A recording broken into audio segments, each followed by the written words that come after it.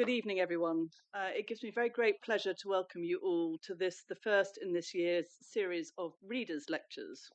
I'm particularly delighted to welcome our speaker, Professor Sandy Steele of Oxford University. As the slides, in fact, indicate, Sandy is a Fellow in Law at Wadham College, Oxford, and a Global Professor of Law at the Notre Dame Law School here in London. In 2024, he was awarded a major research fellowship from the Leverhulme Trust and is currently on leave from Oxford while he works on his next project, which is going to be a unified theory of state liability, apparently. But we're particularly grateful, therefore, that he has taken time away from that new project to come and speak to us this evening.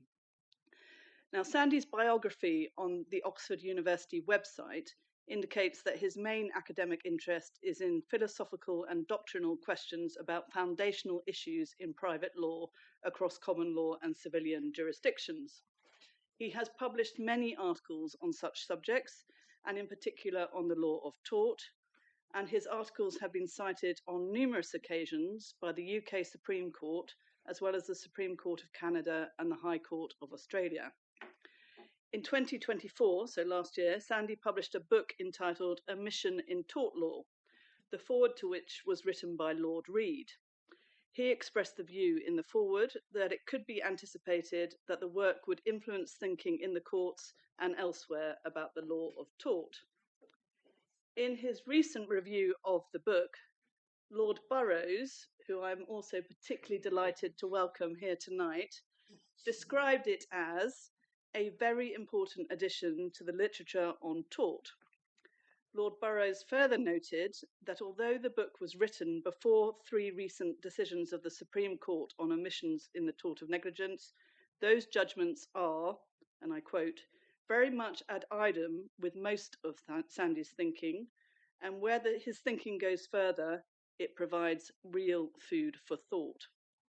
I cannot therefore think of a better speaker to address tonight's topic, namely assumptions of responsibility, and I, for one, very much look forward to hearing Sandy shed some light on what principles should apply to determine when someone should be liable in tort for a failure to act on the basis of an assumption of responsibility, an issue which, it is fair to say, there is, as Sandy notes in the book, some lack of clarity at present. Sandy has kindly indicated he will take some questions at the conclusion of the lecture, and for those online, please do therefore put them into the online portal, and we will try and ensure that your questions are also covered. Thank you all very much.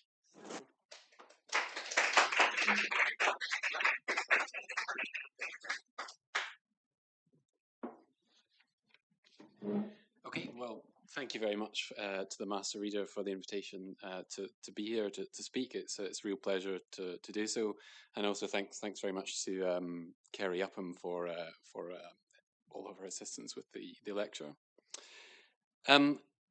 So my topic is assumptions of responsibility. I think everyone in this room will be familiar with the starting point of common law jurisdictions, which is that no one has a legal duty to take care to improve the position of another person, simply in virtue of one's status as a legal person. So simply by virtue of being a legal person, one doesn't have any positive duties to improve the position of another person in private law. The only duties that one has simply as a legal person are negative duties not to worsen the position of others. So this is the non-feasance or pure omissions rule. Likewise, the starting point of the common law in relation to purely economic interests and certain other types of interests is that there's no general duty to take care not to cause reasonably foreseeable economic loss, pure economic loss to others. So a central concept that's used to determine when one person will have a tortious legal right to another's careful assistance, or a right that another person take care in relation to their economic interests, is this concept of an assumption of responsibility. So it's most familiar, probably to most people in this room, from the House of Lords decision in Headley-Byrne and Heller. So in that case, the defendant banks applied a credit reference about a customer to the claimant without responsibility, so they disclaimed responsibility. The claimant relied upon that reference to their economic detriment, the reference having been constructed inaccurately. Had the reference not been given without responsibility, the defendant would have been held to have assumed responsibility to take reasonable care in relation to the plaintiff's economic interests, thereby conferring a right to such care upon the plaintiff. But beyond the context, beyond Headley-Byrne and beyond the context of pure economic loss, the concept's also been invoked in a wide variety of factual situations.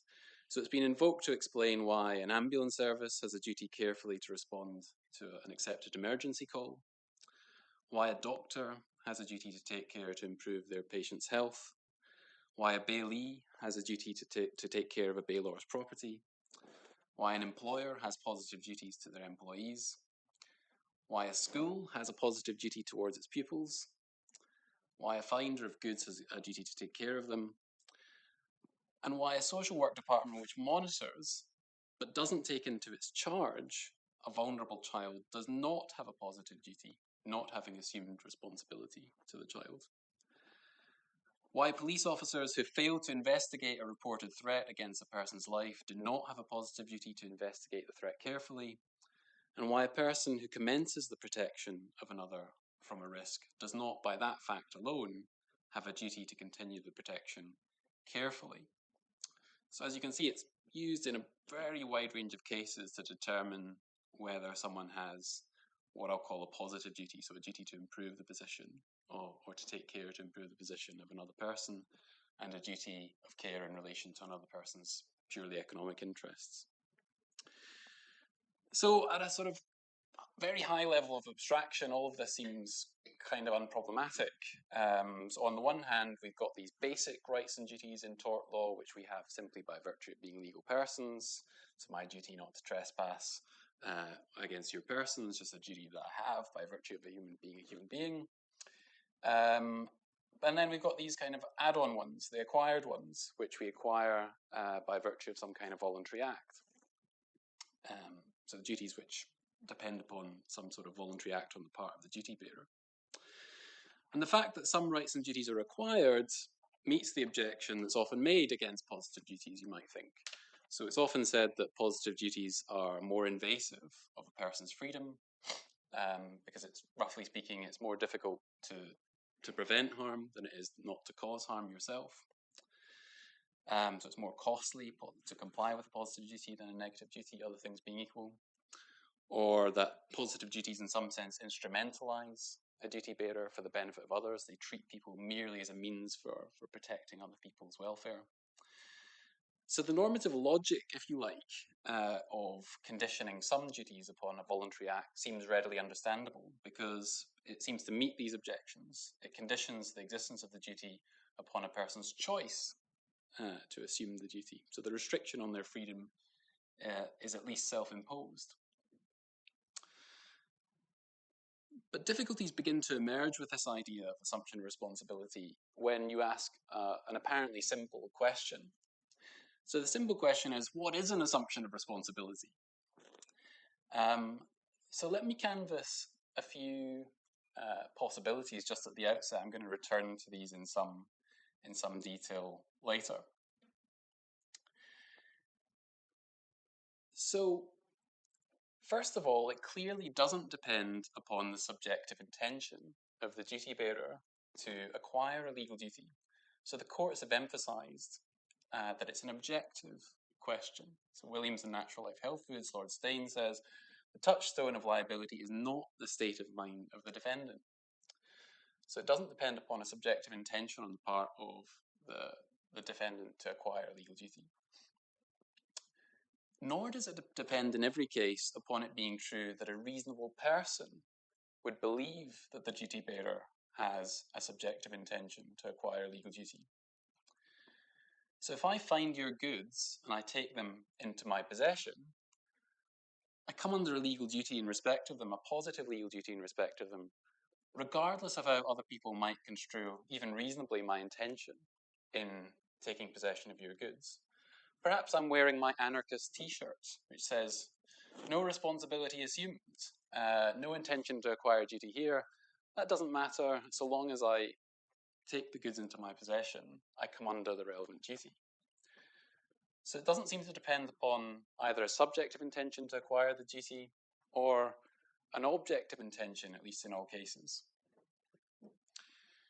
So another possibility, a closely connected one, is that it depends upon some kind of promise being made. So it might not be when you make a promise to another person to take reasonable care, it might not be the case that you intend to acquire a legal obligation.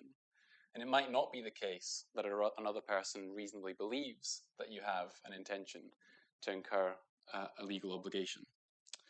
So Rob Stevens, in his great book, Torts and Rights,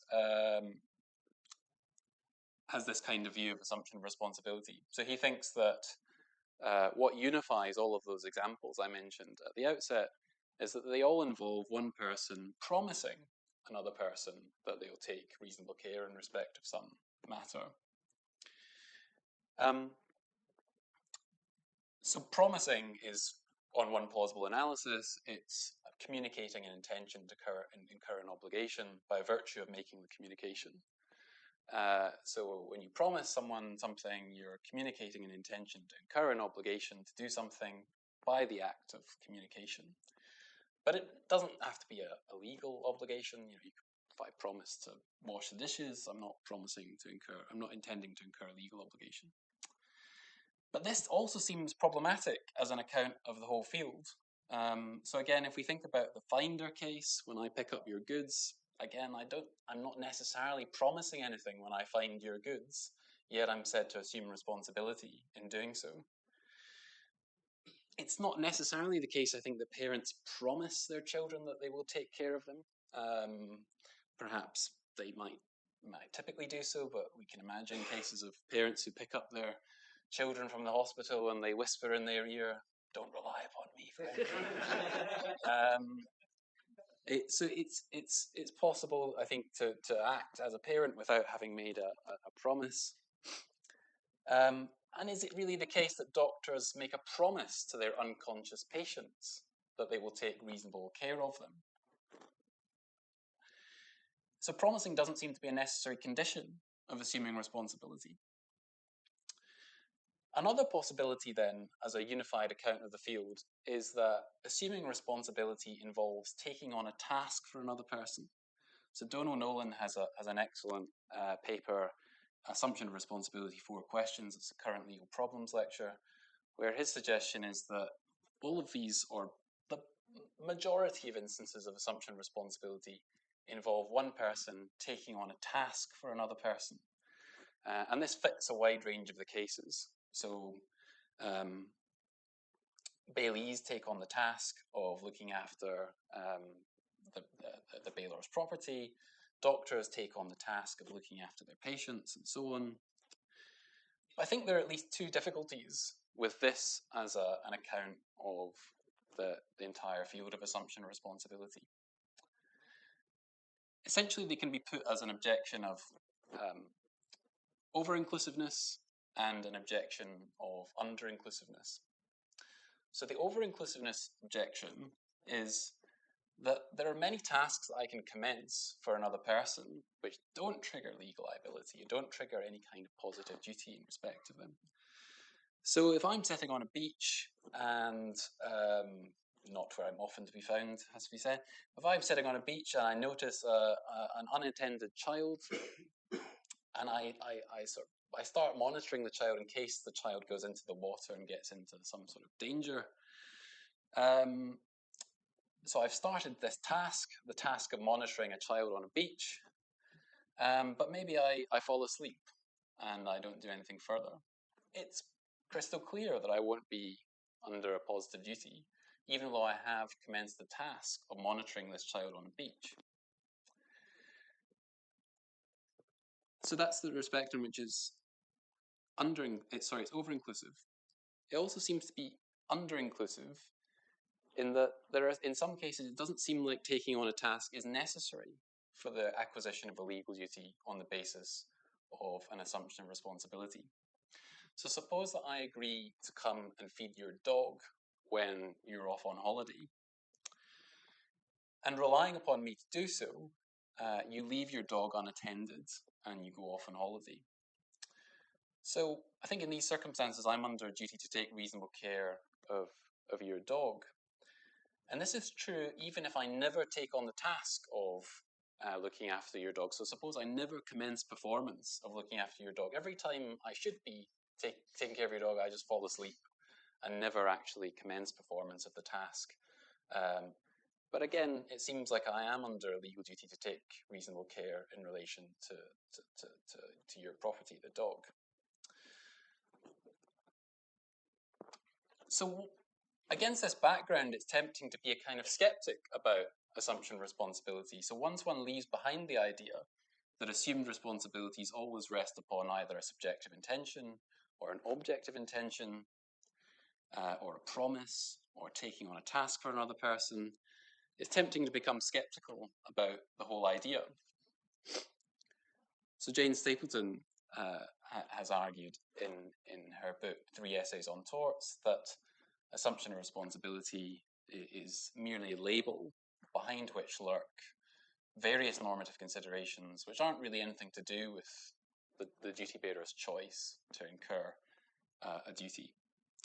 So for that reason, amongst others, she urges the abandonment of the label assumption of responsibility and a transparent identification of all of the relevant non-choice based considerations that determine when one person owes a positive duty to another or has a duty in respect of pure economic loss. So what I want to do in this lecture is, on the one hand, argue against unitary accounts of assumption responsibility, like the ones that I've mentioned, so the ones offered by Stevens and Nolan, and on the other hand, against a kind of Stapletonian skepticism about the concept of assumption responsibility. So to do that, I suggest that what we need to do is to distinguish between 4 different strands of assumption responsibility. And each of these strands identifies a distinct kind of assumption responsibility. Each of them behaves somewhat differently from the others and has a normative distinctiveness. So what I'm going to do is go through these 4 strands and try to persuade you that each of them has a kind of independence from the other. And then I'm going to conclude by considering what might justify the existence of these 4 strands.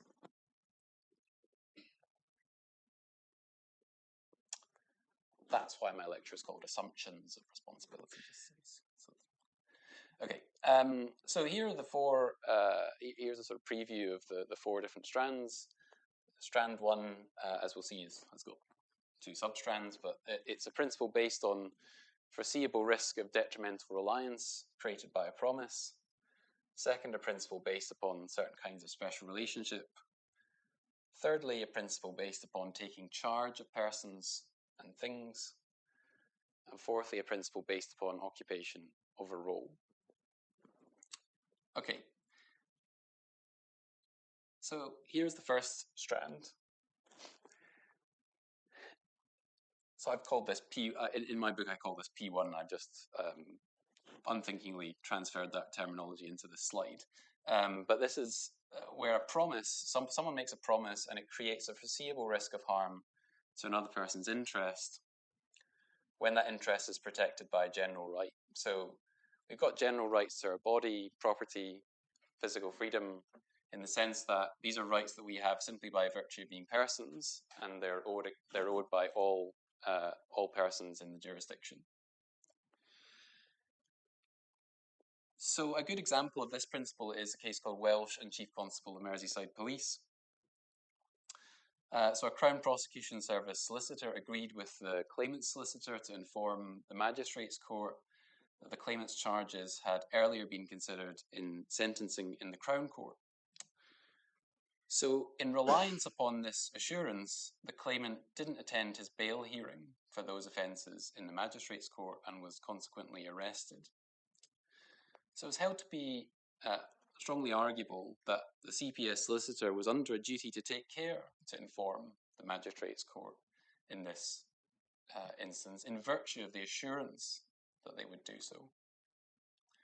Here then, there was a promise to take steps whose effect would foreseeably be to prevent the risk of imprisonment, so an interest protected by a general right, And a reasonable person would know the effect of this promise was likely to be that the claimant would not seek to take risk prevention measures himself. So he wouldn't, in virtue of this promise, he wouldn't attend the relevant hearing. Similarly, in a case called Lutz, the Supreme Court of New South Wales held that a local council was under a positive duty to take reasonable steps to prevent the occurrence of a fire nearby the claimant's property, when it had assured her that it would imminently do so and that she needn't take such steps herself. So she recovered damages for the cost of reinstating her property, which was damaged by the fire. So I think it's important to note two features of these sorts of case. The first one is that there isn't any kind of commencement of a task involved in these cases. So there's no commencement of a performance for another person. It's simply the promise which has been relied upon, which creates the duty to take reasonable care to prevent the person being made worse off in virtue of that reliance. Secondly, the duty in these cases responds to the risk of one person changing their position to their detriment. So if the CPS solicitor in Welsh had immediately after giving the assurance said, actually, I'm not going to inform the court of the charges having been taken into account, there couldn't have been a legal duty to do so independently of a contract in those circumstances. So if one immediately resiles from the assurance, so long as that isn't going to render the other person worse off than they would have been had you not made the assurance, it's possible to do so. So as I mentioned, I think it's useful to separate out two substrands of this first strand.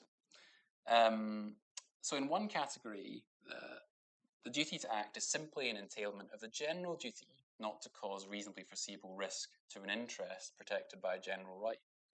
So for instance, in Lutz, the promise to take steps increased the risk that the claimant would not herself take preventative measures in relation to a risk to her property.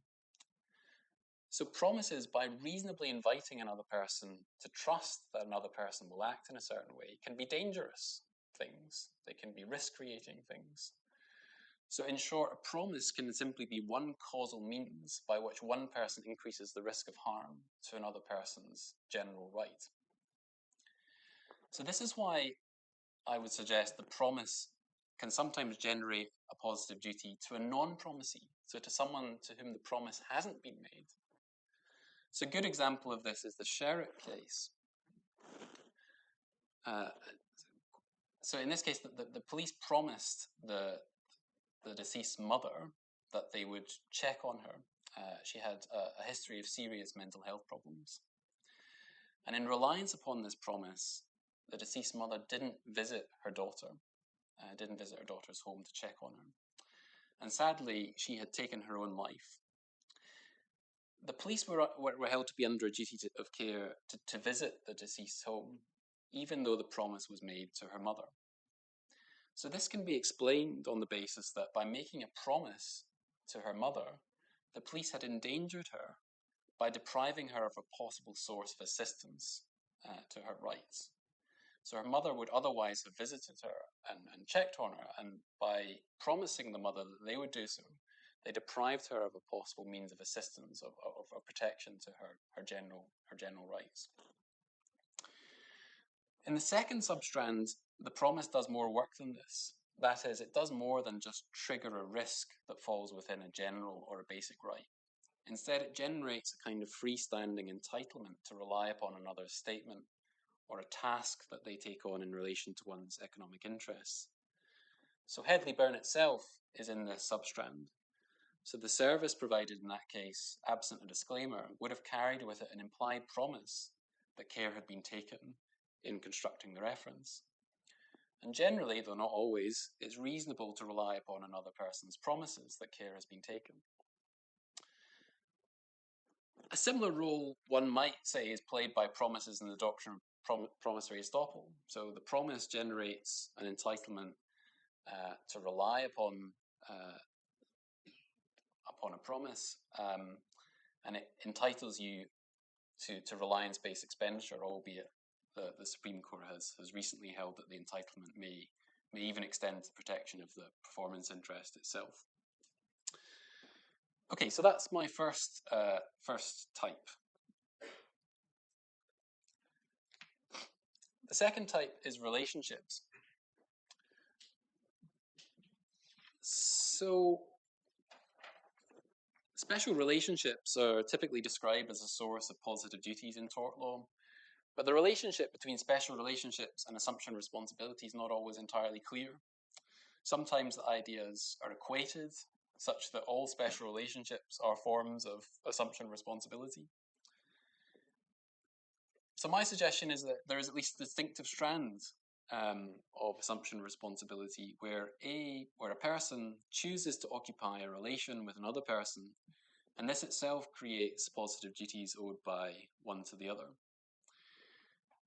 So there are essentially, so a good statement of this is in Michael, Lord Toulson says there gives a summary of some of the relationships that give rise to a duty to take positive actions of contract, fiduciary relationships, employer and employee, school and pupil, health professional and patient. So the main distinction between this strand and the first is that there doesn't seem to be a change of position required in this strand. So I'm going to argue for that in a second. And arguably, there's also another requirement in these cases of a promise. It's also true that typically these special relationship types of assumption responsibility involve situations where the content of the duties is fixed independently of the party's choice. So there might be a choice as to whether you enter the relationship, but the duties that you have when you're in the relationship are kind of fixed. They're a sort of package deal. Okay, so I'm going to talk about two, maybe three examples: school and pupil, parent and child, and employer and employee. And so the point of this discussion is to try and show that these are different from the first strand. So think about the example of a school and a pupil, specifically the relation between a teacher employed by a school and a pupil.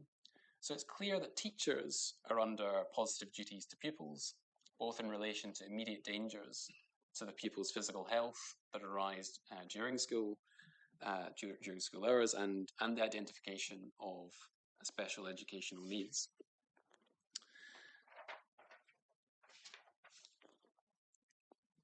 Now, it's not impossible to construct an argument based upon the risk of detrimental reliance, of a detrimental change of position for a teacher's positive duties here. So although individual teachers don't normally make a promise to parents or children, the school, when it accepts a child as a pupil, plausibly promises to take care of the child in relation to the provision of education.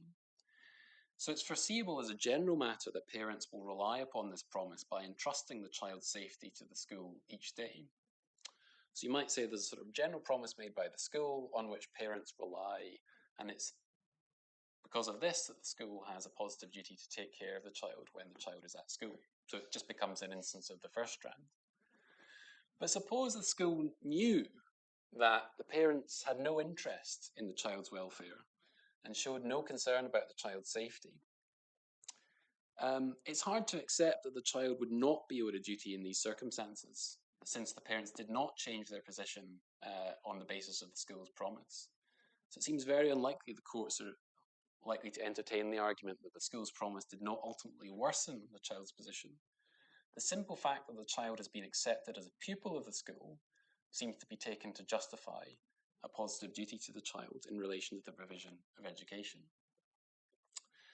Similarly, parents and children. So this is often considered to be a relationship which belongs on this list of positive duty creating special relationships. So precisely who amounts to a parent and a child in tort law isn't always very clear. So it seems unlikely that biological parenthood is either necessary or sufficient for parenthood in tort law. It's unnecessary because if biological parents ever owe positive duties, then surely adoptive parents or foster parents must also owe positive duties too. It also seems insufficient as well, So the High Court of Australia, in a case called Han and Conley, were in agreement that a mere blood relationship between a grandfather and a grandchild wasn't itself a source of positive duties. Now, biological parenthood could be argued to trigger another principle in the law on emissions, this idea that if you innocently create a risk to another person, you can come under some positive duties. So by bringing the child into existence as a biological parent, by being causally responsible for the child's existence, you might, and so you're responsible for the child facing all these worldly risks, you might come under a duty to do so. To take positive care of the child. Sometimes the biological role a person plays in a child's creation may be highly indirect. Suppose that a person's sperm sample is mistakenly used, and this results in a child. In these situations, it seems unlikely that just the mere biological involvement should trigger a duty to protect the child from harm. Similarly, I don't think we think that a doctor, for instance, who saves a mother's life prior to pregnancy would be under parental duties to the child, even though they're a necessary condition of the child's existence.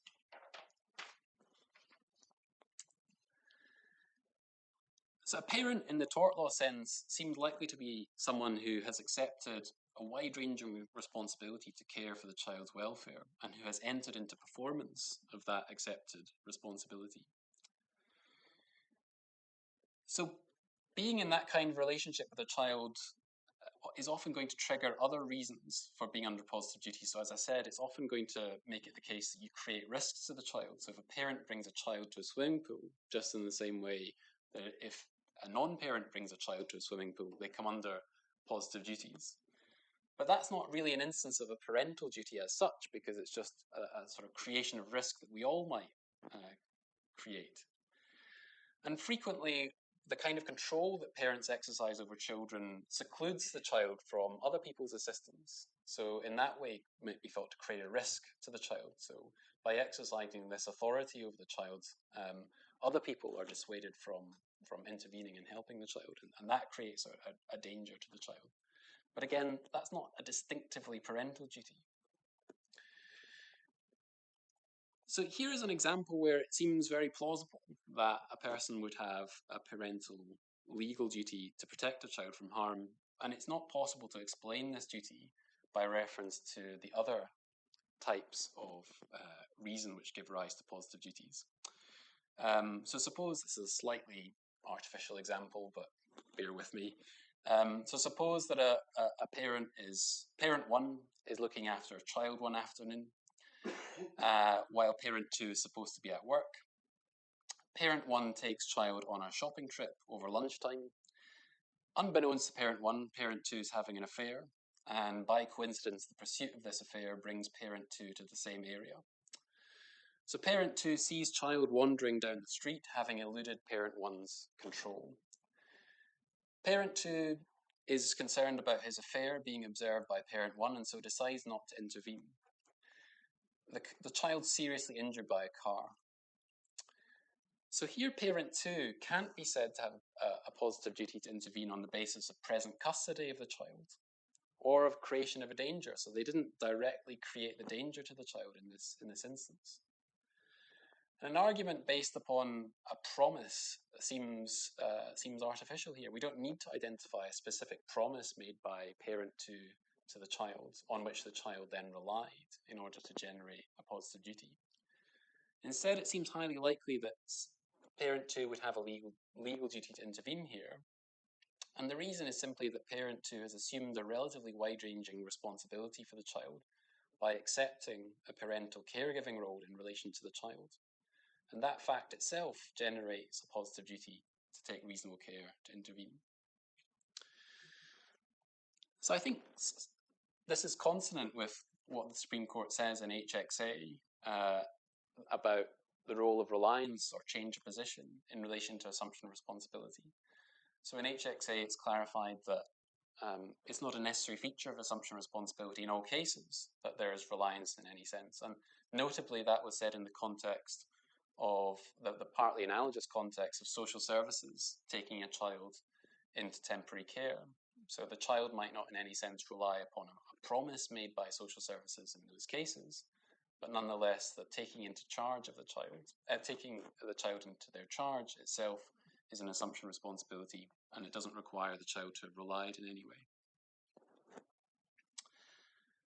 Okay, so that's type 2 and its distinctiveness from type 1. So no change of position required, it seems, in relation to type 2. I could go through the same exercise with employer and employee, but I think you get my point. So type 3, taking charge of persons and things. So if A takes B or B's thing into A's custody or possession, that itself amounts to an assumption responsibility. So with things, this is often going to amount to a bailment. So if A and B agree that A will take care of B's thing and B entrusts the thing to A, then A owes a positive duty to take care of the thing. So there might be a temptation to explain this in terms of the first category, that with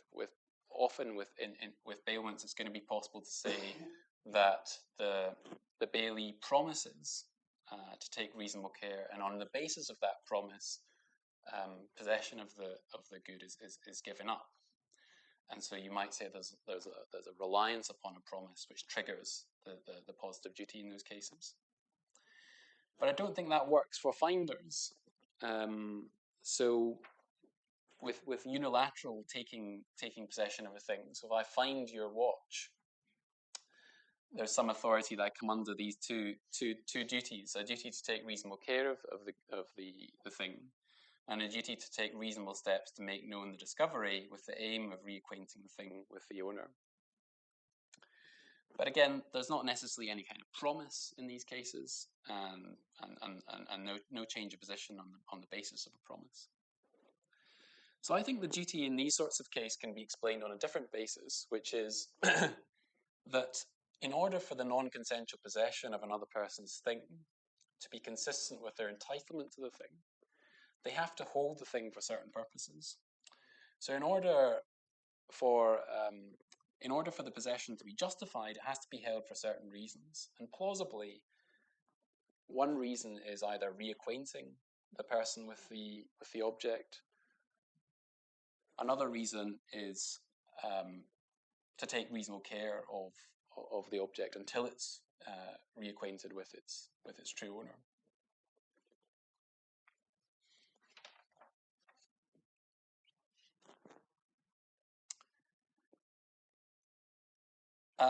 So this is just really a summary of what I've said. So that's with things, with persons.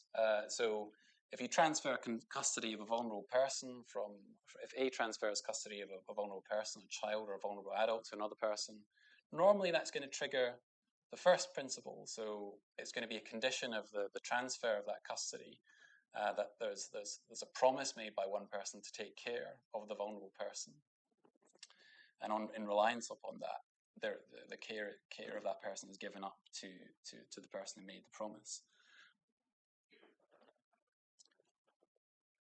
But I don't think it explains what we might call unilateral taking charge of persons or things. So where a local authority takes a child into care, it's not necessarily the case that the local authorities made any kind of promise to any specific person.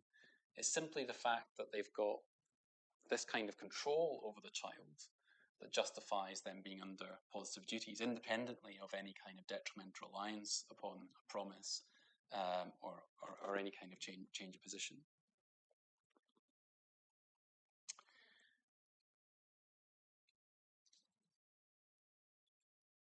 Okay, and just to clarify, the distinction between the third strand and the second strand is that the third strand involves taking control of a person or a thing, whereas the second strand doesn't necessarily involve any kind of control over a person. It's just by virtue of the relationship that the duty exists. Type 4. So sometimes it seems that positive duties are affixed to certain voluntary occupied roles without the role holder having agreed to enter into a relationship with a particular person or having agreed to that specific duty necessarily. So if we think about ABC and St George's Healthcare, NHS Trust and others, so this is another tragic case. The claimant's father killed her mother, and the father's doctors suspected that he had a genetic neurodegenerative disorder. The claimant had attended family therapy sessions in connection with the death of her mother, and some medical professionals also treating her father's condition were involved in these sessions. She became pregnant, and the doctors treating her father, who insisted upon confidentiality in relation to his degenerative disorder, didn't inform her of the risk that she had the gene for this disorder. So the gene carries something like a 50% risk of 30% chance of transmission to a child. And she alleged that, properly informed, she would have terminated her pregnancy. So Mrs. Justice Yip held that the doctors treating her father's genetic condition owed her a positive duty to take reasonable care to inform her of the likelihood of carrying the gene and transmitting it to her own child. So clearly this duty wasn't based upon her being the recipient of the family therapy sessions. It wasn't because she was a patient of the doctor. So it wasn't based on the relationship strands. The judge, Mrs. Justice Yip, said that there wasn't an assumption responsibility here. So you might think I'm sort of needlessly proliferating the category of assumption responsibility for my own purposes. But I think there are other cases where the law does describe these kinds of duty affixed to a certain type of role as involving an assumption of responsibility. So the sort of ancient cases about public callings were often described as being in this category. So if I set up an inn, I have a duty to accommodate you if you can pay a reasonable sum for the accommodation. I do like Winfield's description of these cases. He describes them in the law of quasi-contracts as pseudo-quasi-contracts.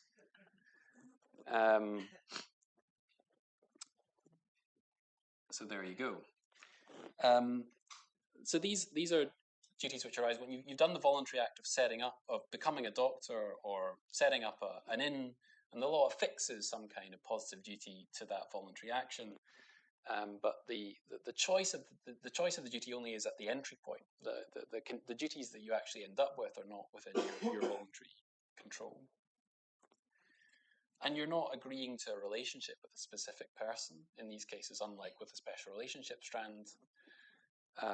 And it's not necessarily the case that someone has detrimentally relied upon a promise you've made to a specific person or to the world at large.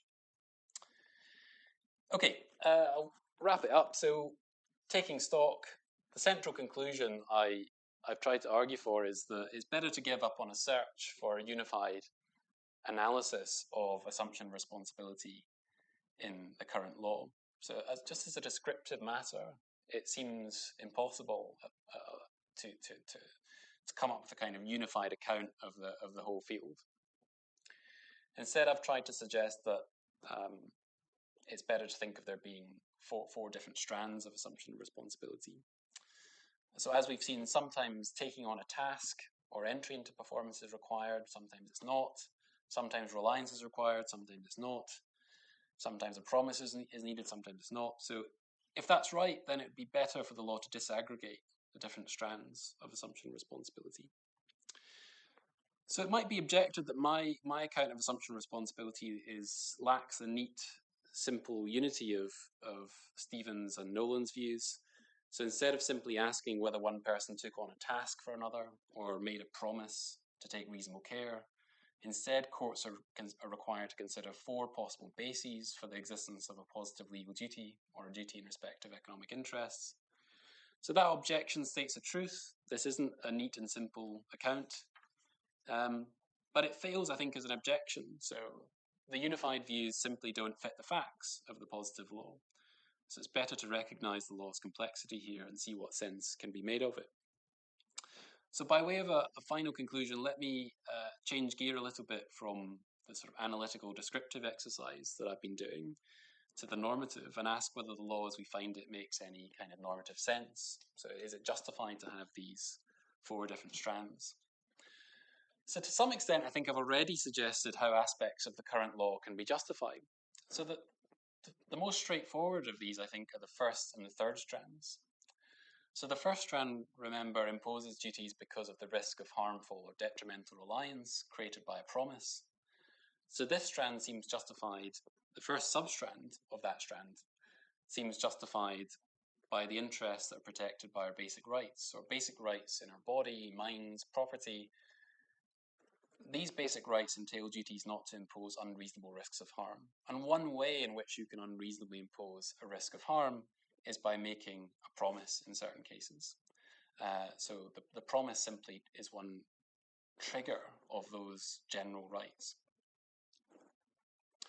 With economic interest, that argument doesn't work because we don't have a general right to our finances. But in those cases, I think it's in virtue of inviting another person to rely upon a promise that they have some kind of special claim to the protection of their economic interests.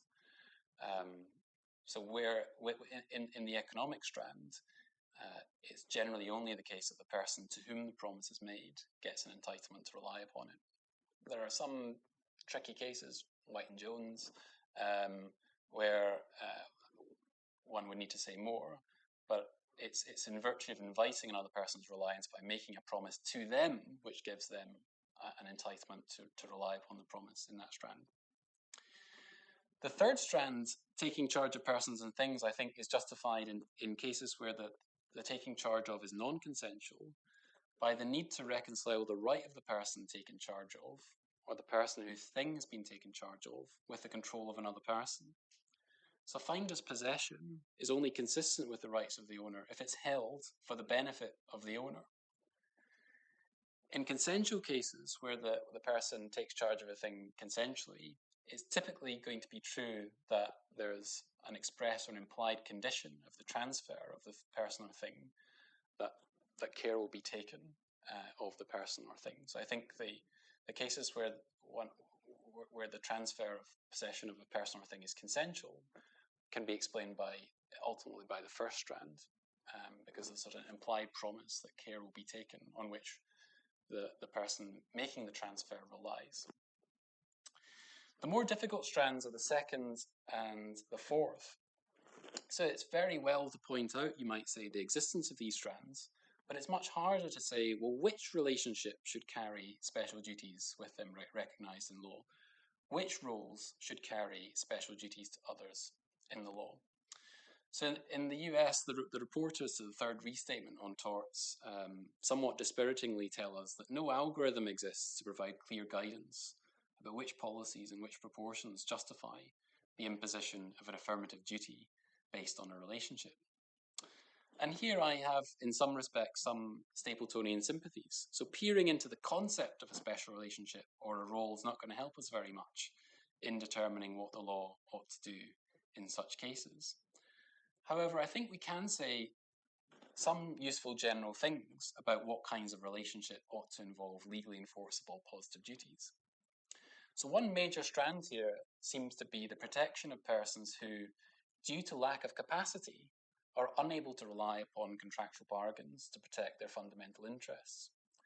So in relation to such persons like children, there's a need for us to have roles whereby one person can assume responsibility for the rights and welfare of that person. To put the point differently, each of us could reasonably object, given our free and equal moral status, to a system in which we are each required, simply in virtue of our capacity as legal persons, to take turns in rearing each other's children, even if such a system were equally good for the children, which seems unlikely. Instead, what's needed is the social legal construction of roles whereby each of us can opt in to the role by a voluntary act and thereby incur special duties to the beneficiary. And this idea of protecting people who lack capacity seems to explain the absence of reliance in at least some of the cases. So if the very point of the role is to protect someone who lacks capacity, it makes sense that we wouldn't then insist that they change their position on the basis of a promise or a commitment. So the cases of schools, doctors in relation to unconscious patients. These seem to me to speak to this strand, and to be justified by it. It's tempting to argue finally that one other situation in which a role or relationship-based responsibility should exist is when one person is uniquely or asymmetrically well placed to prevent some grave harm to a specific individual or set of individuals, and being so positioned is a result of the position or role that the person has chosen to occupy. So just as arguably doctors are asymmetrically well positioned to inform non-patients of certain dangers posed to them by their patients. So yeah, ABC looks a bit like this, where it's simply because the doctor is exceptionally well placed to pass on this risk, the information about this risk at low cost, and they've chosen to occupy this role, you might think it's justified to impose this kind of obligation. So as a normative matter, it seems to me this kind of argument has considerable traction. But for English law to adopt this position in the private sphere is very awkward. So in the context of public authorities, whose employees are often uniquely or asymmetrically well placed to prevent grave harm to a specific individual by virtue of their role, this argument's been rejected in the Michael decision, amongst others. So for the law to attach special positive obligations to private roles on the basis of such considerations, but not to do so in the public sphere, violates the so-called equality principle between private individuals and public authorities, which English law has accepted.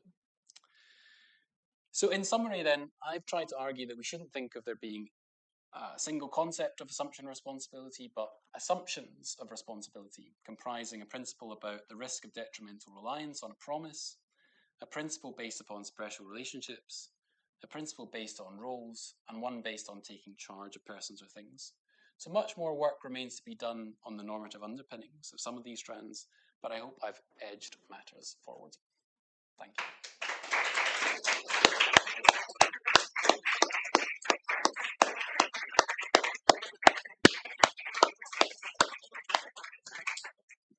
Thank you very much, Sandy. We have a few minutes for questions, if there are any questions. Oh, there's one at the back.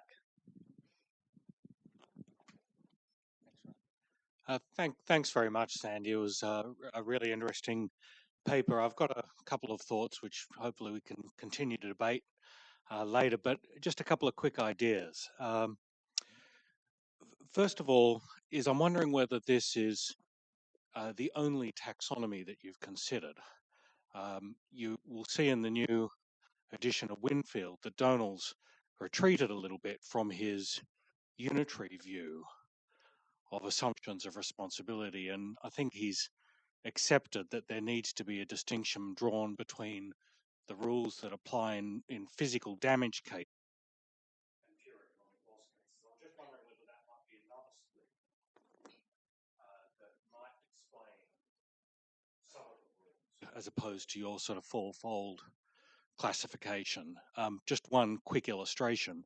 It looks pretty clear that there's no need for reliance by the claimant in physical damage cases, and the unconscious claimant cases bring that out really neatly. But conversely, it is clear that such reliance is needed in the economic loss cases. So I'm just wondering whether that split might be another divide.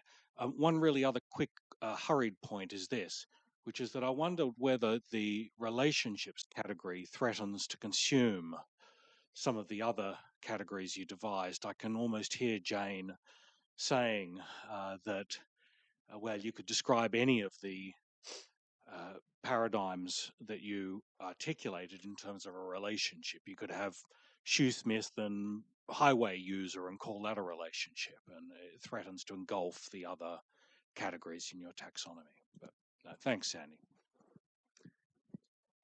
Thanks very much, James. Yeah, those are great questions. So is this the only taxonomy I've considered? Well, yeah, so on the specific suggestion of would a split between pure economic loss cases and physical damage cases be a better one?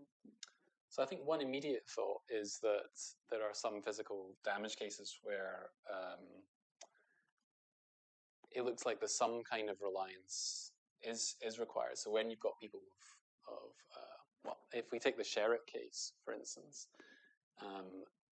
it seems like the courts are saying that it has to be the case that the mother has changed her position on the basis of the promise that's being made to her.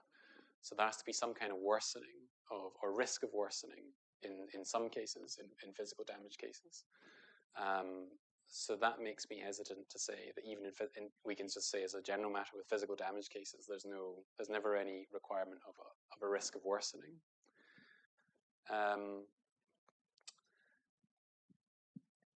I also sort of wonder what the deeper normative rationale of a distinction between, you know, that kind of bright line distinction between physical damage and pure economic loss. That said, I did acknowledge in my first strand that there's sort of two substrands that, you know, the Headley burn. I hope you're enjoying the strand proliferation of strands.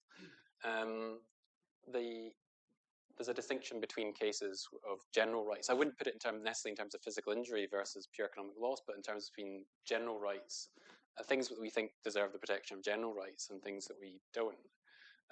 So that might give us a slightly different distinction from physical injury versus pure economic loss. So like the Welsh case is about imprisonment. It's about someone who ends up being imprisoned. So it's not a physical injury, but it is an interest that's protected by a right that we have against everyone, or an interest that deserves protection against everyone independently of some kind of interaction between them. So that would be my answer to the first question, is I'd want to resist it being about physical injury versus other interests, because I think if there is a distinction like that, it's something more like general rights versus special rights. On the second question, the relationship category, can that absorb the arrest? Well, I think in the way I've defined it, no, because in my definition of relationship, it's about choosing a particular pattern of association between yourself and another specific person. So you have to choose to enter into some kind of association with another particular person in order to be in a relationship with them. Whereas in ABC and in the public calling cases, there's no choice to enter into an association with a particular person. The doctor in ABC takes on a patient, and then by virtue of that, they end up with duties to this person over here. But they don't choose to accept a relationship in this sense with that person over here. Thank you. We have one question online, which I'll just give to you, and then we'll take one more in the room. The question online is whether the role of the reasonable person assists with understanding categories or strands 2 and 4. I assume the idea that if you're the reasonable person in that role, should you be regarded as assuming responsibility? And do we have? Oh, we've got 3. I'm just going to, because you were first, I'm just going to pick you. We can then continue the discussion over drinks.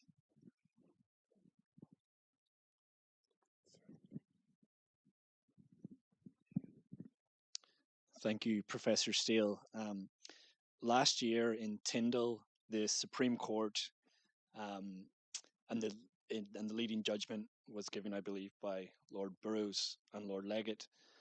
The court rejected the appellant's submission that this area of law, assumption of responsibility, is developing or there's uncertainty. Do you agree with that, or do you think there's some scope for development? Okay, shall I take the online question first? So the online question. So I'm not sure I fully grasp the question, but I think the role of the reasonable person is to my mind a kind of breach question. You know, once you've got a duty off the ground, the question is, you know, what would the reasonable person do in the circumstances? And one interesting thing about these 4 categories is that question seems to be answered in different ways depending on which strand you're in.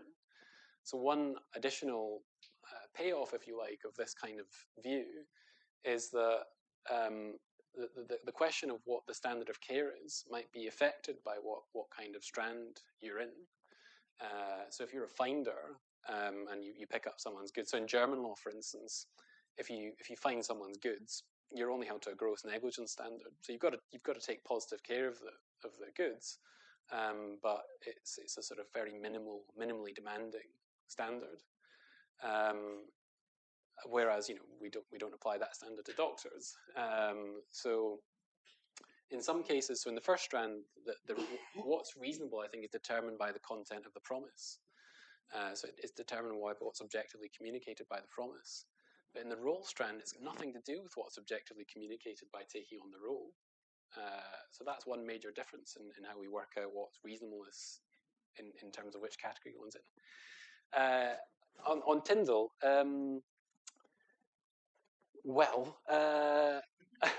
yeah, I think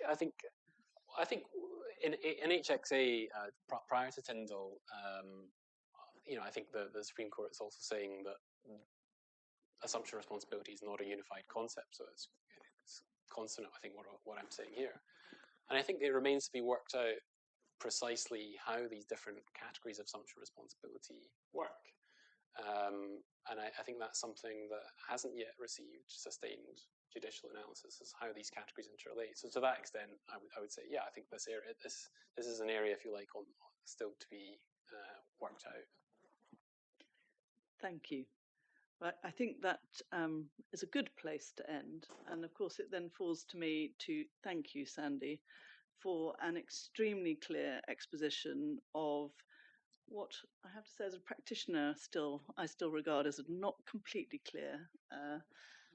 I hesitate slightly to say that in relation to given what the Supreme Court said in Tyndall, but certainly you've provided us with beyond food for thought in thinking about the four different strands and whether that can provide an explanation for the different categories of case. And I'm sure that we can continue the discussion over drinks in the ante-room, because I know that there were other questions, and I'm sure many of us still have questions. So thank you very much indeed. Thank you.